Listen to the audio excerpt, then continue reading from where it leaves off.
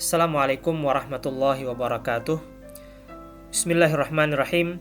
Alhamdulillahirabbil alamin. Wassalatu wassalamu ala asyrafil anbiya'i wal mursalin wa ala alihi wa sahbihi ajma'in. Amma ba'd. Alhamdulillah, puji syukur kita panjatkan kehadirat Allah Subhanahu wa taala karena pada hari ini kita bisa bertemu walaupun melalui tayangan video ini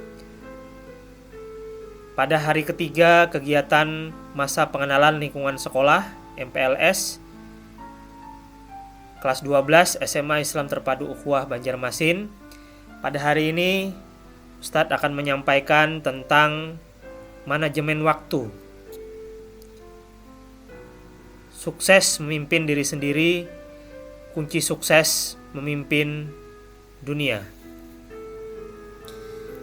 Baiklah, untuk mengawali materi kita pada hari ini, marilah kita bersama-sama membaca basmalah. Bismillahirrahmanirrahim. Baik, sebelum kita melanjutkan ke pembahasan materi tentang manajemen waktu pada hari ini, Ustadz persilahkan kepada para siswa dan siswi kelas 12 sekalian untuk terlebih dahulu mengisi link yang Ustadz siapkan yang ada di layar. Silakan mengisi beberapa menit, tapi sebelumnya untuk videonya silakan di stop atau di pause terlebih dahulu ya.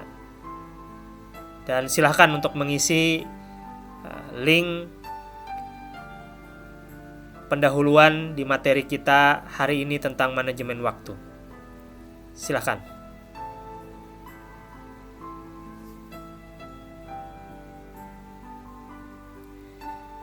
Oke, terima kasih untuk siswa dan siswi kelas 12 yang sudah mengisi. Yang belum selesai bisa diselesaikan. Kita akan lanjutkan tentang konsep dasar waktu. Sebelum kita berbicara tentang manajemen waktu, maka kita terlebih dahulu mengetahui apa konsep dasar waktu.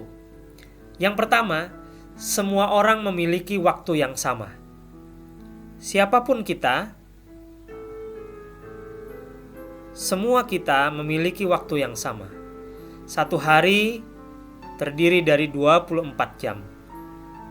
Semua kita memiliki waktu yang sama, yaitu 24 jam dalam satu hari. Tidak ada yang berbeda. Semua sama.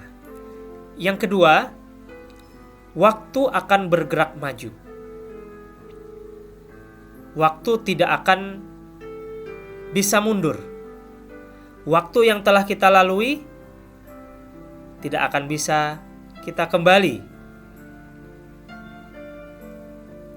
Nah, ini yang kedua. Yang ketiga, waktu tidak dapat ditabung. Siapapun kita tidak bisa menabung waktu. Kalau uang bisa ditabung. Ketika kita perlu membeli sesuatu, ketika uangnya kurang, kita bisa ambil uang tabungan kita. Tapi dengan waktu tidak. Ketika kita mengerjakan sesuatu, kemudian waktunya habis, atau waktunya sudah terlewat, kita tidak bisa menambah waktu itu atau mengambil waktu itu dari tabungan waktu. Karena memang tidak ada tabungan waktu. Nah, kita kembali kepada satu hari sama dengan 24 jam. Semua sama. Siapapun kita, satu hari 24 jam. Yang berbeda adalah berapa jam kita tidur sehari. Berapa jam kita belajar sehari.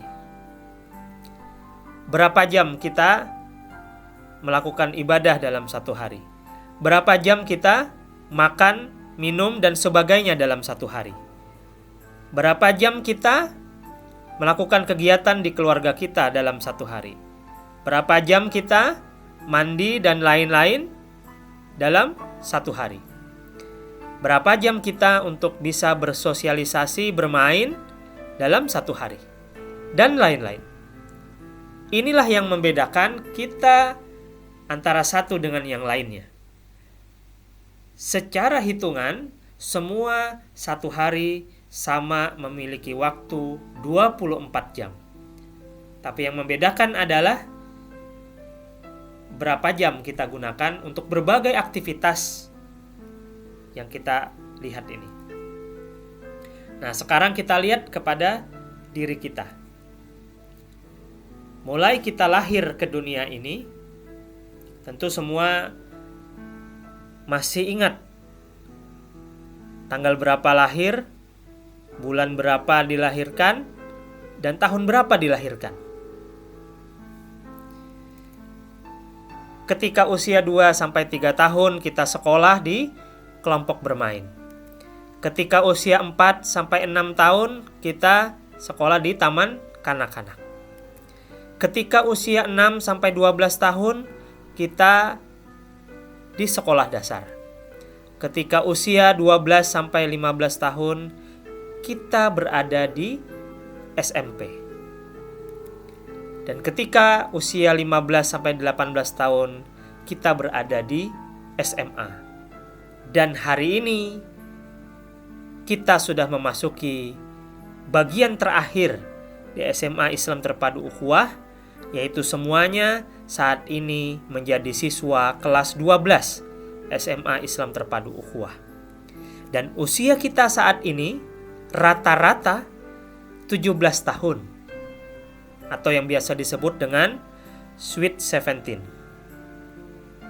Mungkin ada yang masih 16 tahun, rata-rata 17 tahun, dan mungkin juga ada yang sudah 18 tahun. Nah, dari 17 tahun kita sudah hidup di dunia ini. Sejak kita dilahirkan hingga hari ini kita menjadi siswa kelas 12 SMA Islam Terpadu Ukhuwah. 17 tahun itu sama dengan 204 bulan. 17 tahun itu sama dengan 6.205 hari.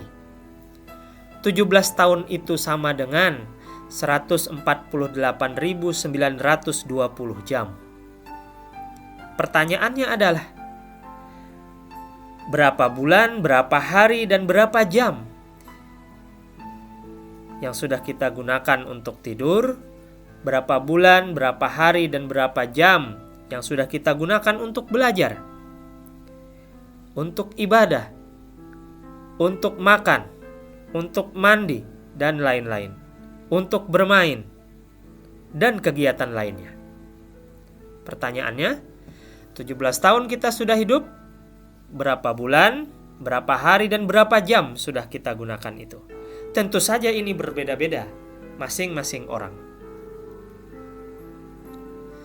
Nah, oleh karena itu mari kita bersama-sama melihat bagaimana Al-Quran berbicara tentang waktu. Minimal ada 3 bagian waktu dalam Al-Quran. Yang pertama, waktu tanpa batasan. Apa yang dimaksud dengan waktu tanpa batasan? Waktu di dalam pengertian tanpa batasan adalah seperti sa'ah atau saat.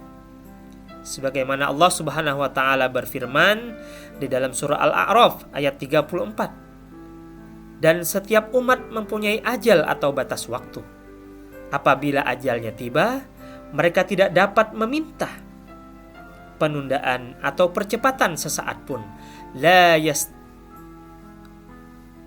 yastaqdimun. La yastakhiruna sa'atan wa la yastaqdimun. Jadi tidak dapat meminta penundaan atau percepatan sesaat pun. Tidak bisa mundur, ditunda, tidak bisa dipercepat atau dimajukan.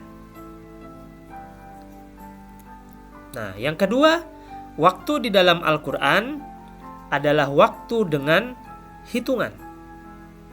Apa yang dimaksud dengan waktu dengan hitungan?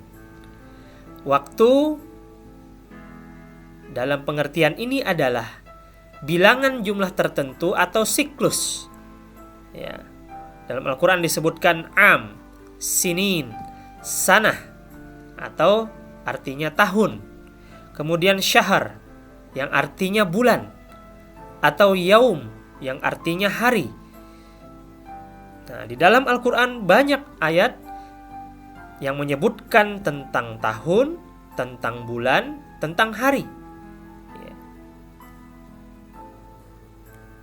Itu yang kedua.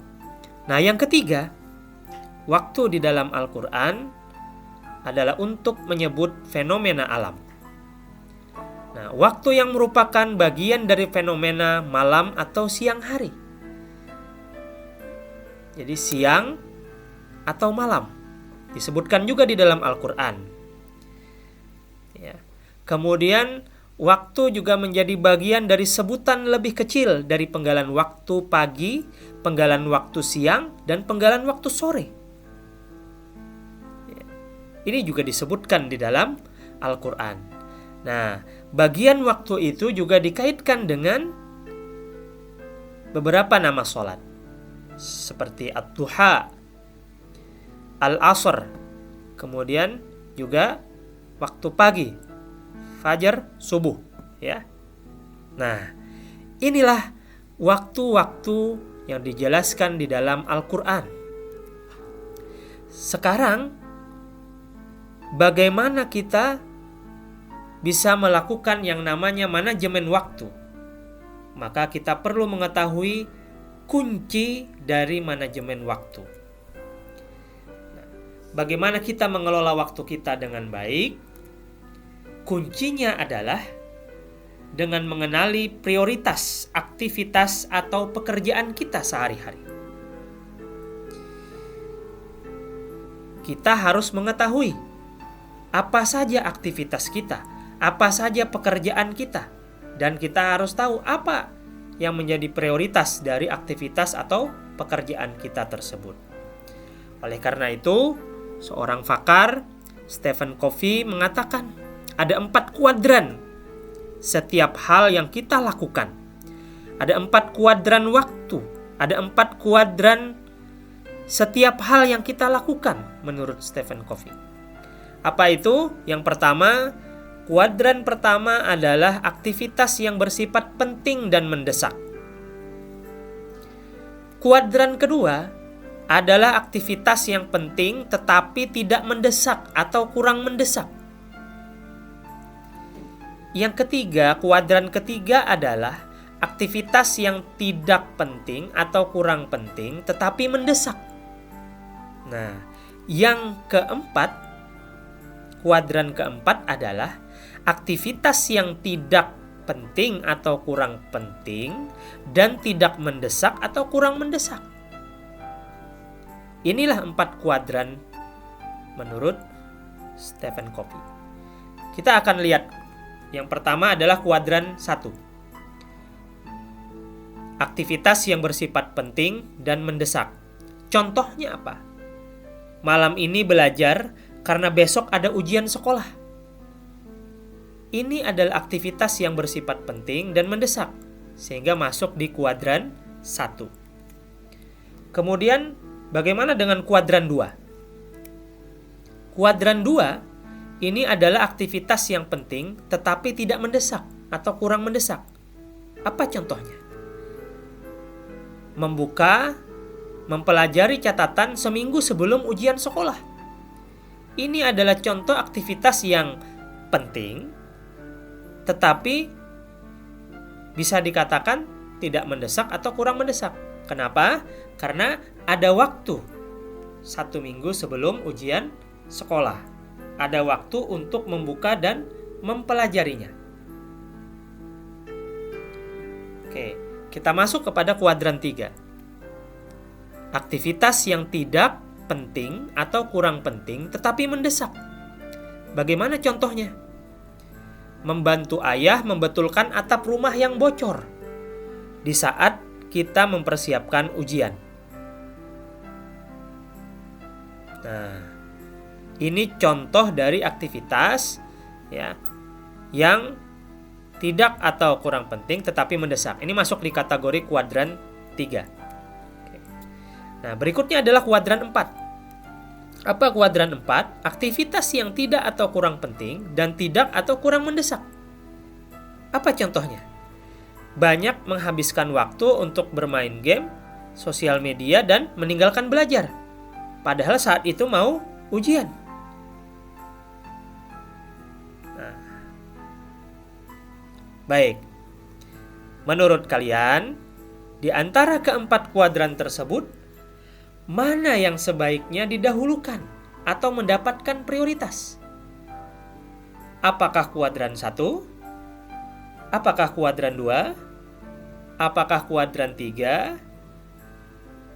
Atau apakah kuadran 4? Oke. Sekarang kita lihat.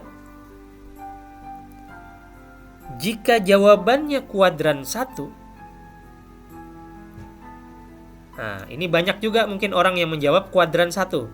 Di antara kalian juga mungkin banyak yang menjawab kuadran 1. Ya, salah satunya mungkin adalah kalian. Jika benar, maka sadar atau tidak disadari, kalian termasuk ke dalam orang yang inefektif. Mengapa?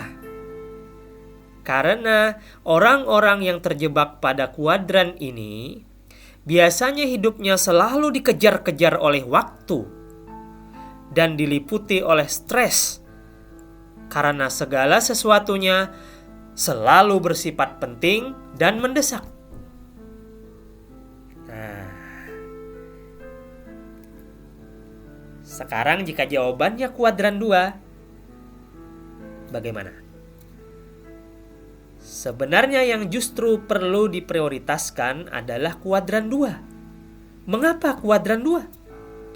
Karena disinilah terdapat yang namanya perencanaan. Disinilah yang namanya manajemen waktu. Jika kita tidak melakukan hal di kuadran kedua ini, lama-kelamaan hal tersebut akan menjadi kuadran 1. Ya. Oke, kita lanjutkan dulu. Jika jawabannya kuadran 3, kuadran ketiga ini, jika memungkinkan yang bisa kita lakukan adalah mendelegasikan aktivitas tersebut kepada orang lain yang mungkin lebih memiliki waktu, maka itu lebih baik. Sebagai contoh dari contoh yang tadi disebutkan, kita bisa meminta bantuan kakak kita. Kalau memang kita mempunyai kakak atau keluarga yang lain, untuk membantu ayah kita terlebih dahulu. Apa yang dibantu tadi? Membetulkan atap yang bocor. Karena apa? Kita mau belajar untuk persiapan ujian. Untuk membantu atap yang bocor itu juga penting tadi kan? Tapi ada orang lain. Kakak kita misalnya, keluarga kita yang lain, nah bisa mereka yang membantu itu. Jadi didelegasikan. Nah, jika jawabannya kuadran 4, maka untuk kuadran 4 ini solusinya jelas. Adalah dengan kita mengurangi frekuensinya. Ya, kita kurangi frekuensinya. Apa tadi? Bermain dan sebagainya. Oke. Baik, kita akan masuk kepada matrik manajemen waktu. Para siswa dan siswi kelas 12 sekalian, ada dua hal mendasar terkait dengan aktivitas manajemen waktu ini. Yang pertama, penting. Yang kedua, genting. Kalau di sebelumnya tadi, penting dan mendesak. Ya. Ini dengan bahasa yang lain, penting, genting. Apa itu penting? Hal-hal yang mendukung visi dan misi kalian.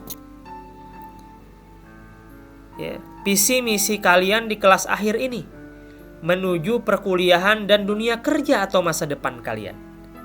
Kemarin kalian sudah mendapatkan materi juga tentang persiapan menuju perkuliahan dan dunia kerja.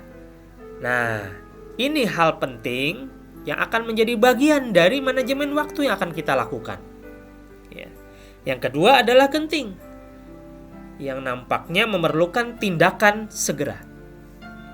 Oke, ingat, penting dan genting. Oke, kita masuk kepada kegiatan kedua. Apa kegiatan kedua? Coba kalian tulis aktivitas rutin kalian sehari-hari dalam rentang 1 pekan di selembar kertas. Oke, siapkan kertas, ya, siapkan alat tulisnya. Coba kalian tulis, ya, apa yang biasa kalian lakukan secara rutin setiap hari di dalam 1 pekan. Boleh mulai hari Ahad sampai dengan hari Sabtu, boleh mulai hari Senin sampai dengan hari Ahad. Contoh misalnya dari hari Senin. Silakan kalian tulis di kertas itu, ya, hari Senin, apa yang biasa kalian lakukan dari pagi, siang, sore, malam. Oke. Kemudian pindah ke Selasa, apa lagi yang dilakukan dari pagi, siang, sore, malam. Sampai dengan hari Sabtu atau hari Ahad. Coba kalian tulis, apa saja aktivitas yang biasa kalian lakukan. Aktivitas rutin, kegiatan rutin yang kalian lakukan. Oke, kertasnya sudah, alat tulisnya sudah mulai menulis. Silahkan kalian tuliskan. Coba. Oke ya, silahkan dituliskan. Sudah 1 hari, silakan lanjut yang 2 hari. Hari kedua, hari ketiga, ya, silakan dilanjutkan. Yang sudah hari Ahad, Senin, Selasa, Rabu, Kamis, Jumat, Sabtu. Bagi yang tadi mulai Senin, silakan ditulis Senin, Selasa, Rabu, Kamis, Jumat, Sabtu, Ahad. Oke.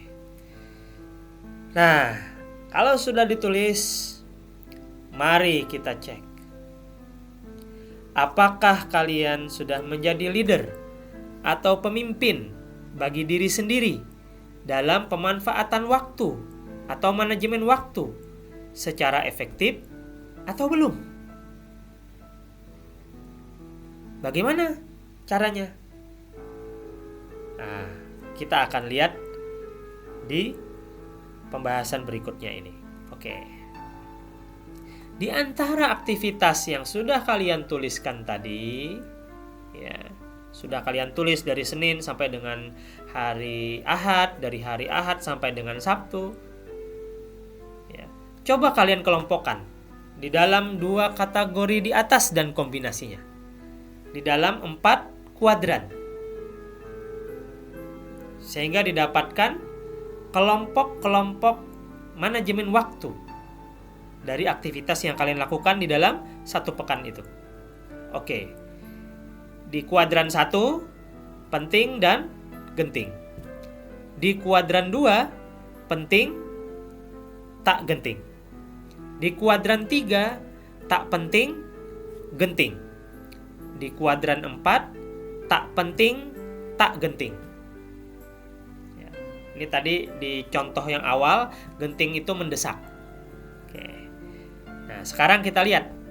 Oke. Kalian bisa isi di sini, ya.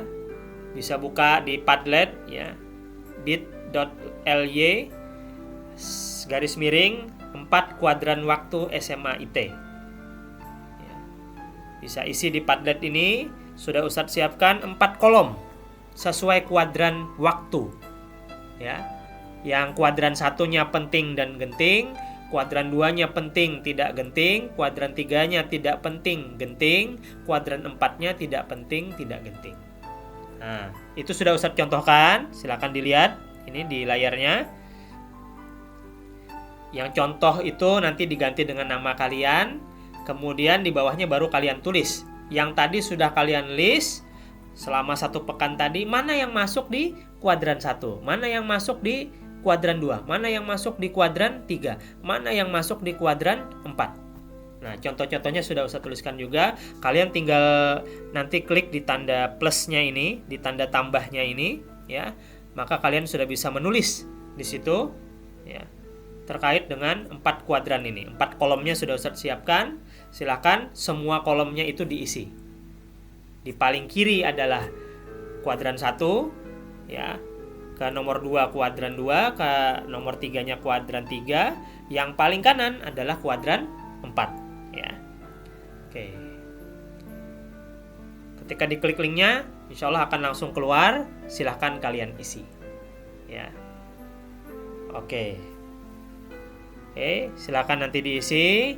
Ya, yang belum selesai nanti bisa dilanjutkan kembali untuk diisi. Tapi diingat, ini nanti untuk diisi. Ya. Linknya insya Allah juga akan kita kirimkan. Ya. Ke WA-nya masing-masing. Oke.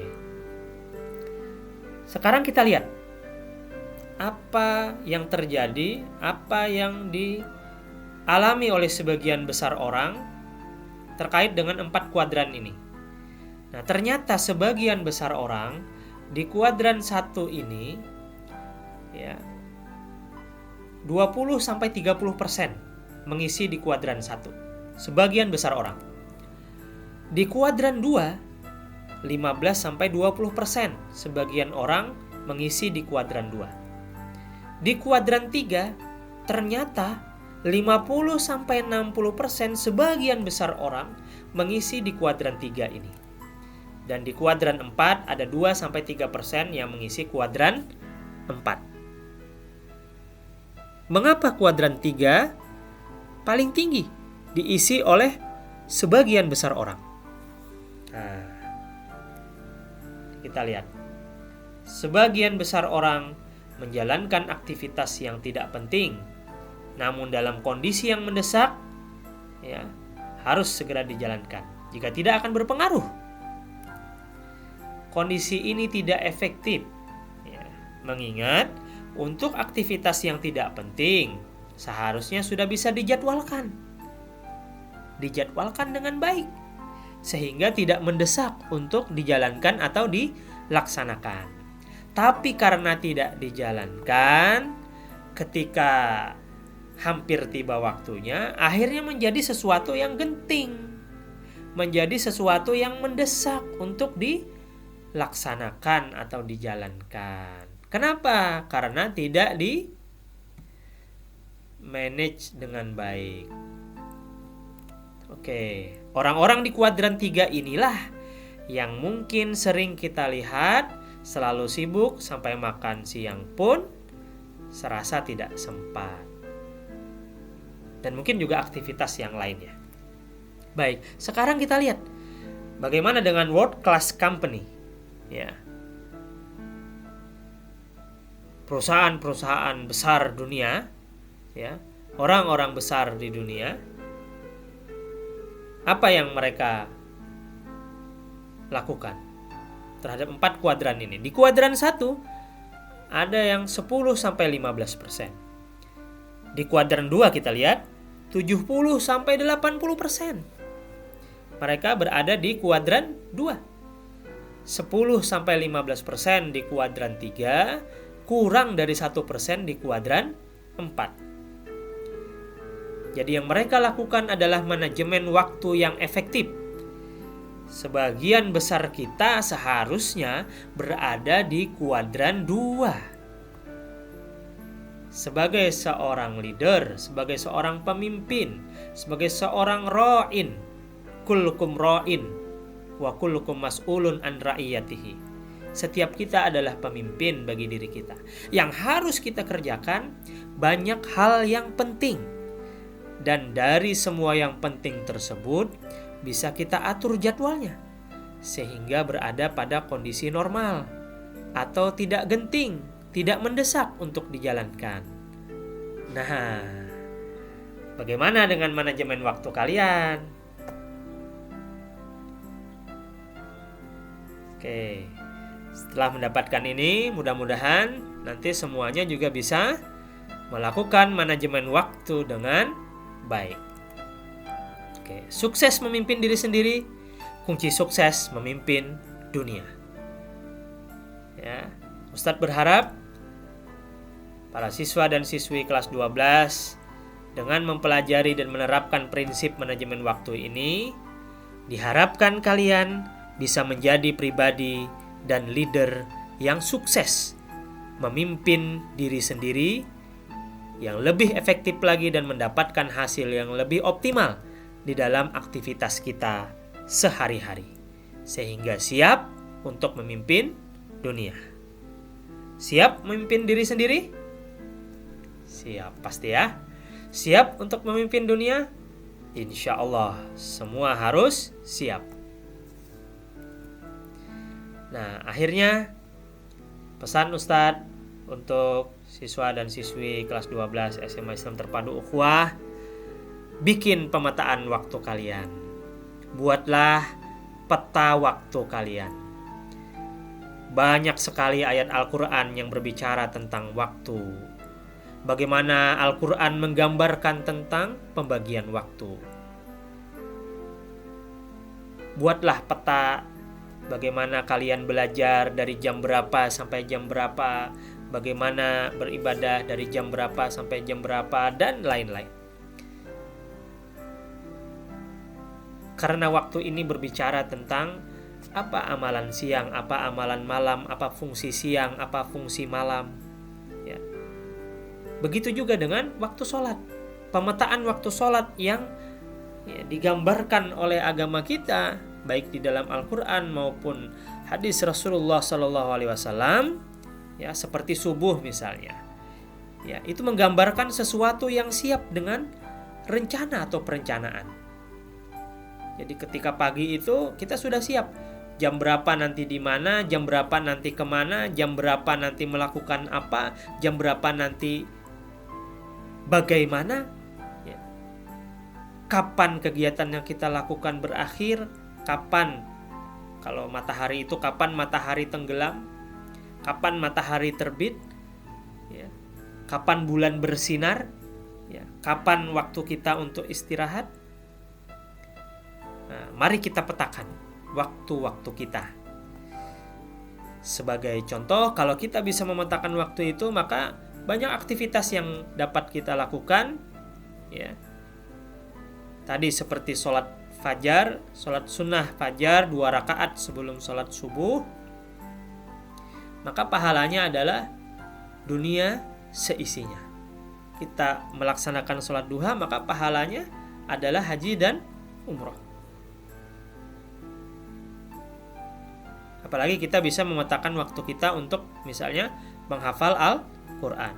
Kapan waktunya menghafal, kapan waktunya murojaah, ya, dan sebagainya. Baik. Sekali lagi bikin pemetaan aktivitas kalian. Kapan sekolah, kapan belajar, kapan mandi, kapan makan, kapan sholat, ya, dan lain-lain. Nah, yang perlu kita ingat adalah dunia dapat, akhirat dapat. Jadi pekerjaannya pekerjaan dunia, tapi akhiratnya juga dapat. Seperti apa? Ya, tentu yang pertama harus kita petakan dengan jelas. Kita evaluasi juga hasilnya. Kita belajar itu kan bukan hanya untuk ujian, tapi hasilnya adalah untuk kehidupan kita. Kalau dunia saja kita akan rugi. Oleh karena itu, dunia harus dapat, akhirat juga harus dapat.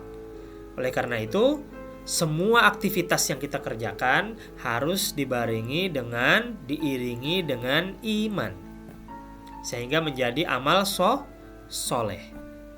Ya, sehingga belajar akan menjadi ibadah, makan akan menjadi ibadah, mandi akan menjadi ibadah.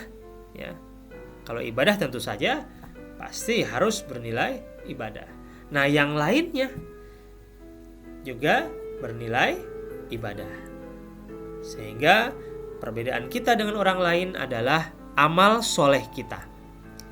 Inna akramakum indallahi atqakum. Orang yang mulia di sisi Allah adalah orang yang paling bertakwa. Ya.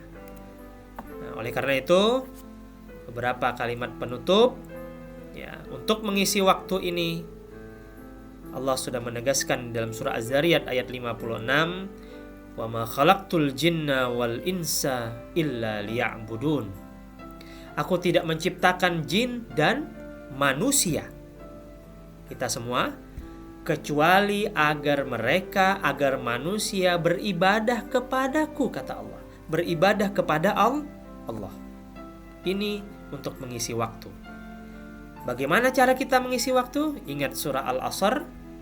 Allah bersumpah demi masa, wal asr. Innal insana lafi khusr. Sesungguhnya manusia itu benar-benar dalam kerugian, kata Allah. Kita manusia rugi. Siapa yang tidak rugi? Illalladzina amanu. Kecuali orang-orang yang beriman. Pertama, orang-orang yang beriman. Wa amilus sholihat, dan mengerjakan amal soleh. Itu yang kedua. Beriman, mengerjakan amal soleh.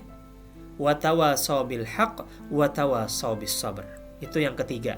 Nasihat menasihati supaya menaati kebenaran, dan nasihat menasihati supaya menetapi kesabaran. Inilah 3 golongan orang-orang yang tidak akan merugi, karena mereka bisa mengisi waktunya, mereka bisa melakukan manajemen waktu. Oleh karena itu, ingat 5 perkara. Hidupmu sebelum matimu. Sehatmu sebelum sakitmu. Masa lapangmu sebelum masa sibukmu.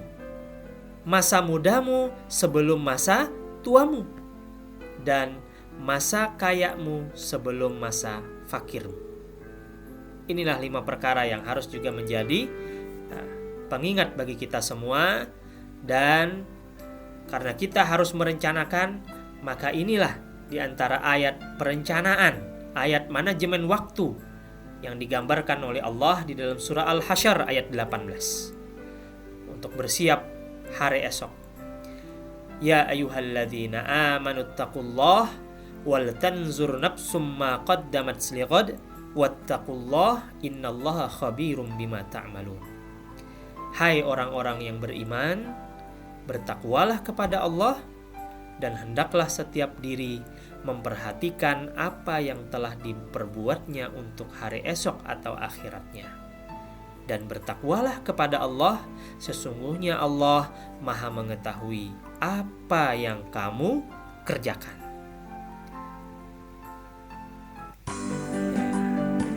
Baik, para siswa dan siswi kelas 12 SMA ITI Ukhuwah yang berbahagia, sebagai penutup kegiatan keempat kita di bagian terakhir dari materi manajemen waktu ini adalah, coba kalian sampaikan apa yang kalian dapatkan atau apa yang kalian akan lakukan setelah menerima materi manajemen waktu ini dalam bentuk video rekaman singkat selama maksimal 60 detik, boleh 30 detik ya, maksimalnya 60 detik, ditambah dengan foto selfie kalian di link